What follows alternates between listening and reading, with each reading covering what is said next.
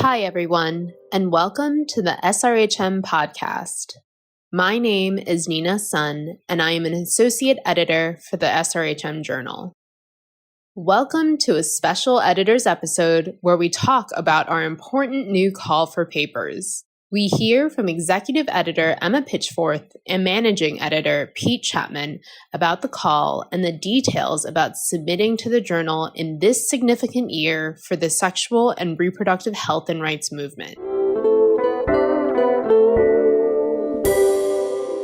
Emma, could you start off by explaining a bit about the background for the call for papers? Thanks, Nina. Yes, we're now welcoming submissions for the 2024 open issue. A key strength of the open issue is that it reflects the priorities of the field over the course of a year. In the open issue, we welcome articles across the breadth of sexual and reproductive health and rights topics, particularly those which bring a rights focus to neglected and marginalised SRHR issues. But in addition, this year, rather than launching separate themed issues, which each have individual calls for papers, we're having this call for papers within the open issue. And this is to address critical gaps that we see in the SRHR field, specifically the political obstruction of reproductive choice and coalition building across the ICPD agenda. So to say a bit more, these challenges have been identified through close engagement with current debates and challenges, both at the country and global level, as well as in-depth collaboration with key stakeholders in the SRHR field. We're calling for novel evidence situated in the current political environment to advance SRHR in the face of opposition and the erosion of the advances and rights gained since ICPD. So we can see how political actions and regimes can support or obstruct sexual and reproductive autonomy and choice. And with national elections being held in countries covering around half the world's population this year, there's clearly the potential for significant impact on SRHR. Furthermore, conflict, war, global emergencies and humanitarian crises are simultaneously devastating populations, human rights and health systems in many countries. The roles of rights and evidence-based knowledge in informing legal policy and health systems developments, as well as advocacy and coalition building, is particularly important in these contexts. So it's particularly crucial to understand from a local and regional perspective what priorities are in addressing challenges to sexual and reproductive autonomy within these rapidly changing environments, and also what forms of evidence we needed and by whom. So in the context of increasing division, promoted, for example, by anti-SRHR actors, the role of effective coalitions will be really vital. And this can include what is working as well as what's not working well across topics, actors, populations and geographical locations. And also opportunities for coalescing around the promotion of rights across different agendas. So papers might examine, for example, the opportunities and challenges for coalitions created through the use of social media and digital technology within this theme. Thanks very much, Emma. Pete, can you tell us about how potential authors may be able to submit their papers to the journal?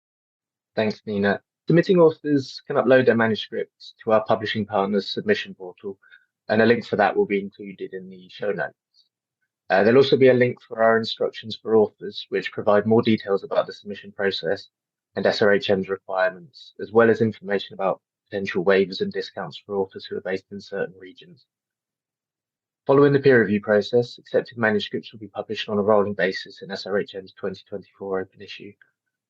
As ever, we encourage rights-based submissions from across disciplines, and we welcome diversity and innovation in terms of methodologies, approaches, and perspectives. SRHM publishes a wide range of article types, and full details of these can also be found in the instructions for authors. If authors have any questions about their manuscript, whether that's before or after submission, our editorial team will be happy to respond. An email address for editorial queries will also be provided in the notes. Thanks, Pete. Lastly, I have an important question for both Emma and Pete. What excites you about this call? And given the political backdrop, what are you hoping for out of the 2024 open issue and its contribution to the SRHR field? I'm always excited when we have calls for papers, partly because you can't anticipate everything that will come in. I'm particularly looking forward to papers that will bring new disciplinary perspectives and methodological approaches, and those papers that will really challenge what we can do in terms of generation of knowledge and evidence around these two areas to drive change both in the global and local contexts. I'm also very excited to hear new voices and perspectives. Whether that's among who's represented as research participants or among the authorship groups that submit. Personally, I'm looking forward also to the diversity of submissions that we see for the open issue. That's both in terms of subject matter and methodologies or focus. And I think that with the global political situation being so volatile and as Emma says, having the potential to significantly impact sexual and reproductive health and rights, we're really keen to see submissions reflecting this in the open issue. Being a multidisciplinary journal, SRHM is special in that it publishes articles that straddle different fields. And by having a broad focus, the open issue is a great forum for producing a wide range of articles across many different topics.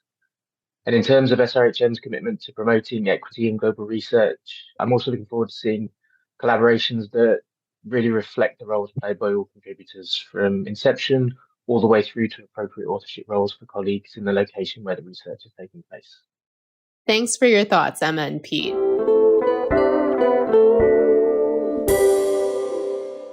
Please check the show notes for a link to the call for papers and the submission instructions for authors. We look forward to receiving your submissions. Thank you for supporting the SRHM podcast, which is produced by our staff. The music was composed by Thibaert Christian and Salomon Beautond.